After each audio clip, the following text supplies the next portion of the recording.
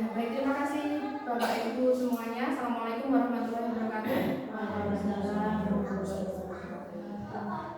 Bapak Ibu yang kami hormati, sebelumnya marilah acara kita pada siang hari ini kita awali dengan berdoa terlebih dahulu dengan membaca basmalah bersama-sama. Bismillahirrahmanirrahim. Alhamdulillah, baik, terima kasih Bapak Ibu.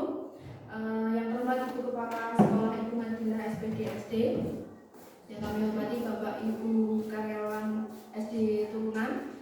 Pada kesempatan hari ini izinkan saya untuk memaparkan tentang budaya positif.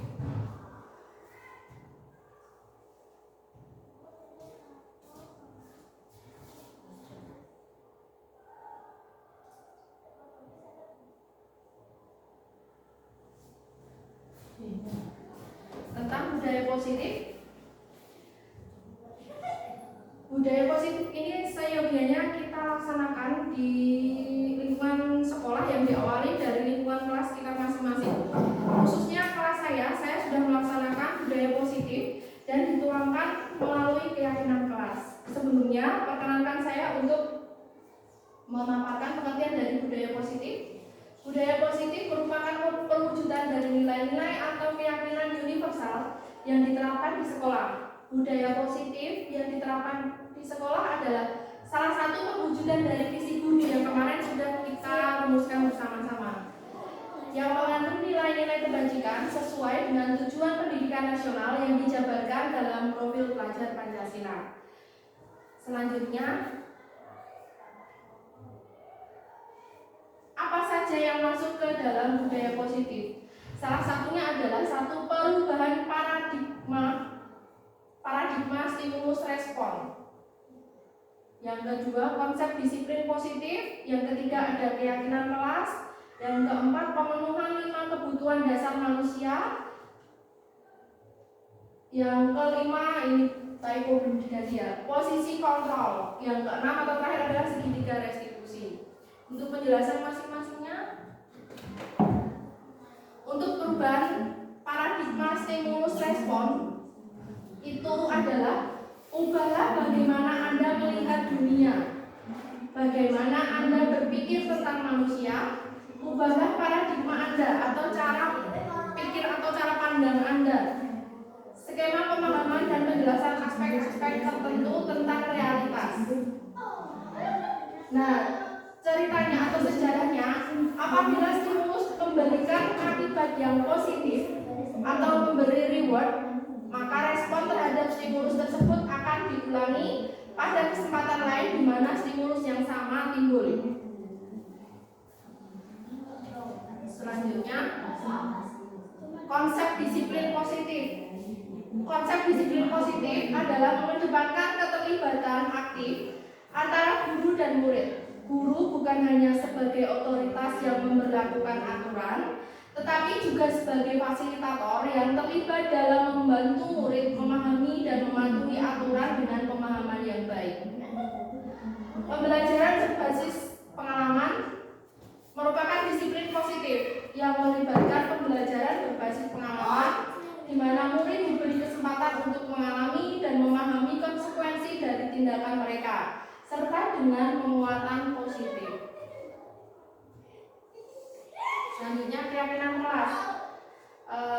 Ini yang tadi sudah saya lakukan dengan khususnya siswa kelas 6, membuat keyakinan kelas. Nah, pengertian keyakinan kelas adalah menurut dosen 1998, suatu keyakinan akan lebih memotivasi seseorang dari dalam atau memotivasi secara intrinsik.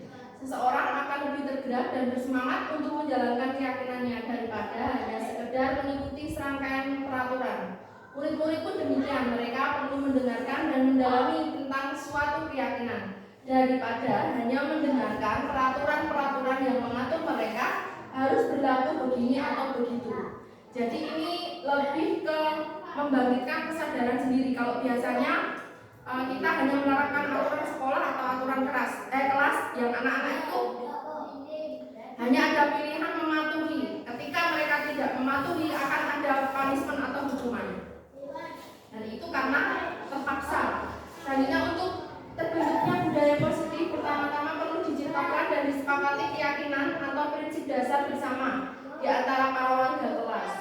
Penyatuan pemikiran untuk mendapatkan nilai-nilai kebajikan serta visi sekolah tersebut kemudian diturunkan di kelas-kelas menjadi keyakinan kelas yang disepakati bersama.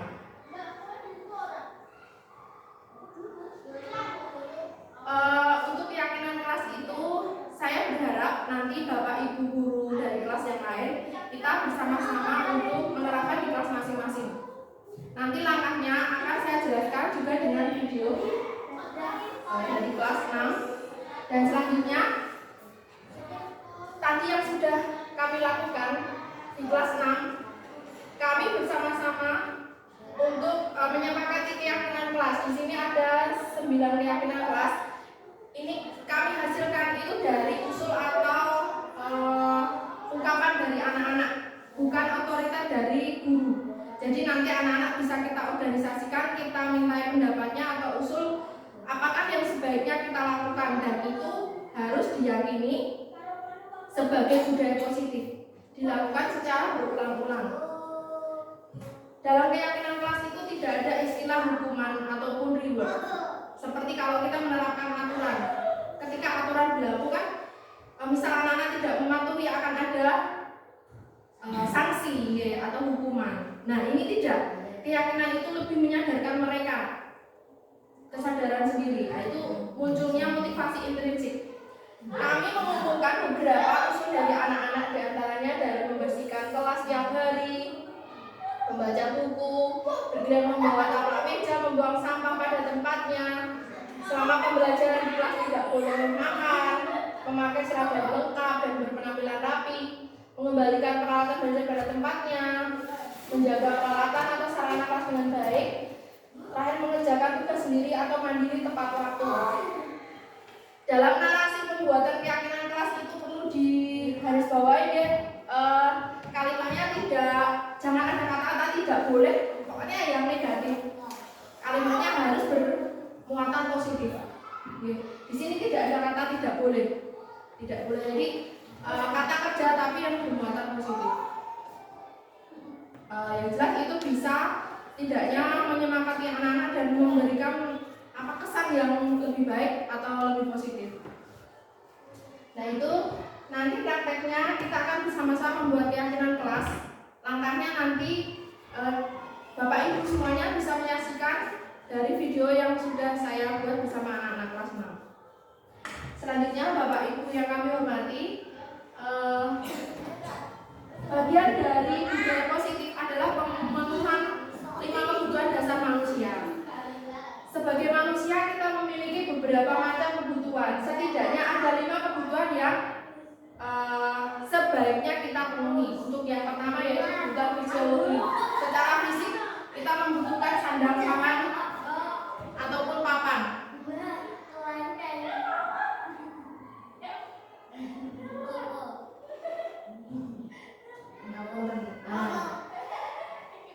Dan semua orang pasti membutuhkan itu, dan kita pun mengupayakan untuk bisa mencukupi kebutuhan sehari-hari atau sandang pangan secara fisik itu tadi. Selanjutnya yang kedua, kebutuhan rasa aman. Ini juga yang dibutuhkan murid-murid kita. Murid-murid kita merasa aman, merasa nyaman ketika mereka berada di sekolah, dan itu adalah kewajiban kita sebagai orang tua mereka di lingkungan sekolah. Jadi setidaknya kita memberlakukan apapun di sekolah itu ada pertimbangan keamanan bagi murid-murid kita. Selanjutnya kebutuhan akan rasa cinta, kasih sayang, dan hak kepemilikan. Kebutuhan akan rasa cinta ini dalam artian bukan sebenarnya Pak Ibu perlu yang bukan dalam artian seperti itu, tapi cinta sebagai teman, sebagai sesama manusia, sebagai rekan sejawat. Nantinya itu juga akan mempengaruhi hasil pembelajaran siswa. Ketika siswa merasa diperhatikan, diberi kasih sayang, mereka akan merasa termotivasi atau bersemangat untuk belajar. Selanjutnya kebutuhan mendapatkan penghargaan.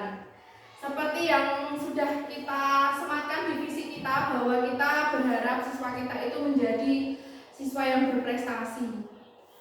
baik secara akademik maupun non akademik. Di sini penghargaan itu bisa secara real, mungkin piala dan lain sebagainya. Selain itu juga penghargaan secara verbal. Non sewu nih Bapak dan Ibu, kadang-kadang mungkin karena kita sudah terbiasa saking deketnya sama anak-anak itu, merespon mereka secara verbal itu kadang-kadang dengan narasi yang sepertinya kalau kita dengar sekilas itu kurang enak gitu nih.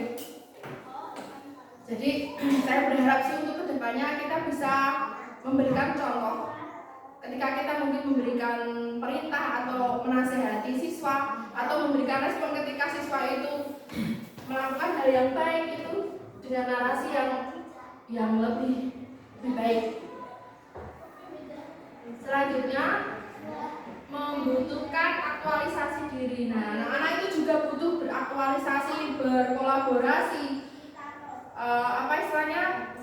Mereka butuh bersosialisasi baik dengan temannya, mungkin ketika mereka keluar dengan siswa dari sekolah-sekolah yang lain. Termasuk juga kita juga membutuhkan aktualisasi pengembangan diri kita sebagai pribadi dan juga sebagai seorang pendidik.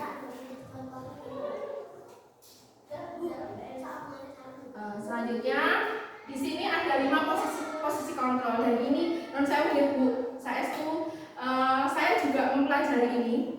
Saya juga berusaha, dan ini saya berharap meskipun sekolah kita itu sekolah kecil, setidaknya kita juga melakukan hal ini. Selama ini kan kita ada istilah reward and punishment atau peraturan itu yang menghukum. Nah, sebisa mungkin nanti kita akan menggeser mindset itu, bahwa peraturan itu tidak harus menghukum, tapi bisa membangkitkan kesadaran siswa secara natural. Nah, ketika kita berada pada posisi penghukum, ya Bapak Ibu, bisa menggunakan hukuman fisik maupun verbal. Banyak sekali kasus sekarang guru itu dipenjarakan, dikasuskan karena menghukum murid, padahal tujuannya baik. Tapi kan tidak semua orang itu bisa menerima. Nah, mindset itu yang sebaiknya kita geser. Kita tidak untuk sekarang kita akan berusaha untuk tidak menjadi seorang penghukum. Yang kedua, membuat orang merasa bersalah. Nah, ketika siswa kita melakukan kesalahan, mereka itu sudah sadar, sudah paham bahwa saya itu bersalah. Tidak perlu kita memberikan beban psikologis lebih dengan mengatakan, "Wah, ini nanti orang dong, atau kalian paham tidak? Kalian itu salah." Nah, itu secara psikologis melukai perasaan siswa. Justru siswa itu tidak akan termotivasi, tapi mungkin akan lelah atau merasa rendah diri. Selanjutnya, posisi sebagai teman. Ini posisi ideal atau standar nih, tapi kadang-kadang anak-anak itu kalau kita dikati as a friend sebagai teman itu malah justru merasa kayak nyepeleke, nggak menghargai bapak dan ibu. Sedangkan kita pendekatan seperti itu biar anak-anak bisa lebih terbuka. Jadi ini memang middle ya, di tengah-tengah ini untuk yang treatment yang ini. Kita lanjutkan masih dalam posisi kontrol. Sebagai monitor atau pemantau, memonitor berarti mengawasi. Pada saat kita mengawasi, kita bertanggung jawab atas perilaku orang-orang yang kita awasi. Kalau di kelas kan memang tugas kita sebagai guru kelas atau mungkin guru mata pelajaran nih. Kita bertugas sebagai pemantau, memonitor siswa. Itu kalau kita terapkan di rubrik itu bisa di sikap siswa nih. Itu bisa kita nilai. Kita memang sebagai pemantau. Di sini dengan menggunakan sanksi atau konsekuensi kita dapat memisahkan hubungan pribadi kita dengan murid. Sebagai seseorang yang menjalankan posisi pemantau ini masih ada hukumannya. Jadi sepertinya menurut saya kita lebih ke dikurangi saja untuk yang ada hukuman. Selanjutnya adalah manajer. Manajer adalah posisi mentor di mana guru berbuat sesuatu bersama dengan murid. Berkolaborasi ya. Mempersilahkan murid mempertanggungjawabkan perilakunya, mendukung murid agar dapat menemukan solusi atas permasalahannya sendiri. Seorang manajer telah memiliki keterampilan di posisi teman maupun pemantau. Dan dengan demikian bisa jadi di waktu-waktu tertentu kembali kepada kedua posisi tersebut bila diperlukan. Jadi kita bisa melihat dari beberapa posisi tersebut. Dari beberapa kriteria itu kita sebaiknya merujuk ke manajer. Walaupun kadang-kadang kita kembali sebagai teman atau sebagai pemantau, karena memang tugas kita mendidik itu kan juga menilai. Jadi ada di posisi itu meskipun dominasinya kita sebaiknya lebih ke manajer. Ya.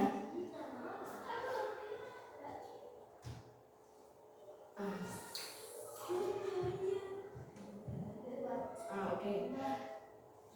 Nah, selanjutnya kita ke segitiga restitusi, Bapak dan Ibu. Seperti yang sudah kemarin kita lakukan ketika akreditasi, bahwa ada tuntutan meskipun sekolah itu sekolah dasar tidak ada guru BK-nya, masing-masing permasalahan atau kasus pada siswa itu ditangani oleh guru kelas. Dan kita dianjurkan untuk memiliki ruang BK secara tersendiri karena memang secara kemanusiaan itu merupakan privacy ya. Jadi memang harus disendirikan. Nah, apa yang bisa kita lakukan sebagai seorang guru BK yang walaupun basically kita itu adalah guru kelas? Nah, kita bisa melakukan treatment kepada siswa yang memiliki beberapa masalah itu dengan melakukan segitiga restitusi. Di video juga sudah saya buat. Nanti akan kita saksikan video restitusi, ada juga keyakinan kelas. Yang pertama, untuk restitusi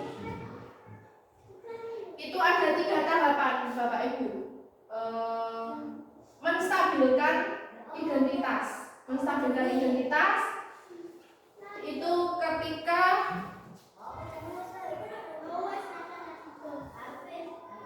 seorang anak melakukan kesalahan, kita tidak serta-merta harus menjudge anak itu secara negatif ya. Tapi kita hanya menjelaskan, mendudukkan perkaranya dengan baik, biar anak itu juga mengerti dan menyadari. Selanjutnya menanyakan keyakinan ini, meyakinkan apakah memang benar siswa itu melakukan kesalahan dan kronologisnya bagaimana. Kita identifikasi. Yang terakhir yaitu validasi tindakan yang salah. Nah, ini juga memvalidasi tindakan yang salah, tindakan-tindakan yang sudah dilakukan siswa atau kasus-kasus yang dilakukan kita validasi lagi dan kita mengarahkan anak itu untuk mencari solusinya. Jadi bukan kita yang menentukan, misalnya anak-anak melanggar peraturan, tidak memakai seragam sekolah yang lengkap, lalu kita panggil ke ruang BP atau BK, kita validasi, kita tanyakan solusi apa, atau mereka harus melakukan apa untuk menebus kesalahan itu. Bukan berarti kita harus menghukum misalnya secara fisik, itu tidak, tapi kita mendudukkan masalah dan memberi mereka ruang untuk merefleksikan diri. Terus begitu mereka sadar bahwa oh ya saya salah, mereka pasti akan berpikir bagaimana saya bisa menebus kesalahan saya. Itu yang lebih baik kita lakukan untuk mentreatment siswa-siswa dengan beberapa masalahnya. Hal itu akan menimbulkan, selain mereka itu kreatif, motivasi mereka juga akan muncul dengan sendirinya. Tidak perlu istilahnya peraturan ditulis sampai dihafalkan, tapi begitu dilanggar ada hukuman dan siswa itu menjadi ketakutan, malahan tidak merasa nyaman di sekolah. Mereka akan sadar dengan sendirinya. Untuk yang terakhir, thank you. Ya, terima kasih Bapak dan Ibu. Ya, mohon maaf jika tadi itu banyak kesalahan mungkin dalam susunan kata ucapan saya ataupun narasi di PPT saya. Untuk videonya kita juga sudah saksikan, nanti akan kita evaluasi.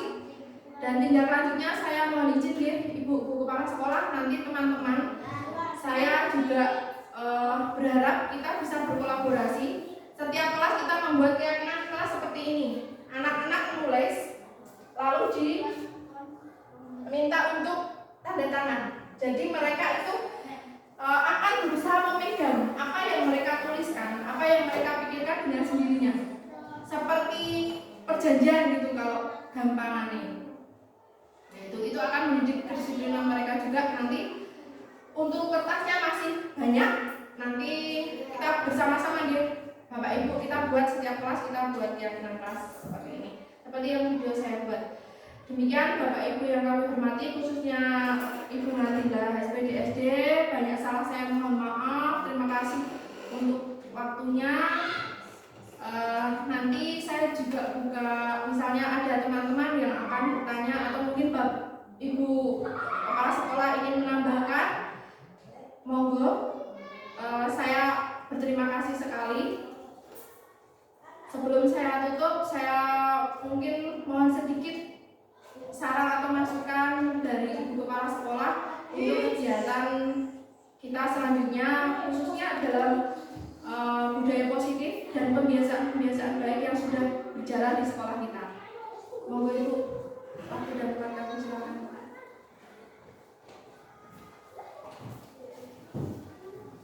Assalamualaikum warahmatullahi wabarakatuh. Waalaikumsalam. Selamat siang Bapak Ibu. Selamat siang Bu. Alhamdulillah. Puji dan syukur senantiasa kita panjatkan kepada Allah Subhanahu wa Ta'ala yang telah kita nikmat sehat serta hidayahnya sehingga pada hari ini kita bisa melaksanakan tugas di SD Turunan ini dengan baik. Salawat serta salam semoga tercurahkan kepada junjungan kita Nabi besar Muhammad SAW yang senantiasa kita nantikan syafaatnya di yaumul akhir. Bapak Ibu yang hormati, terima kasih kepada Ibu Umi Suhalawati yang telah memberikan kita tambahan pengetahuan dan banyak hal yang akan membuat kita melangkah maju untuk lebih baik. Bapak Ibu yang saya hormati, ini tadi sudah disampaikan oleh Ibu Susi trik-triknya untuk membangkitkan motivasi anak yang tidak akan membebani anak, yang bisa merubah sebuah aturan, yang aturan itu ada penghargaan dan ada sanksinya, dirubah menjadi sebuah keyakinan yang akan memotivasi diri anak.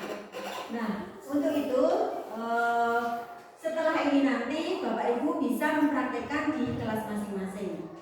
Monggo nanti silakan untuk Bapak Ibu guru kelas di kelas masing-masing dibuat keyakinan seperti yang sudah dicontohkan oleh Bu Susi dalam video ini tadi. Saya kira itu Bapak Ibu nanti untuk pengalaman, pengetahuan dan implementasi dari pengetahuan dari Bu Susi yang lain, nanti setiap Ibu Susi memperoleh bisa langsung diimbaskan atau diimplementasikan kepada Bapak Ibu guru yang lain, sehingga Bapak Ibu guru yang lain juga akan ikut melangkah maju menuju ke arah yang lebih baik, menuju ke tujuan yang lebih baik lagi. Saya kira itu. Saya akhiri. Wassalamualaikum warahmatullahi wabarakatuh.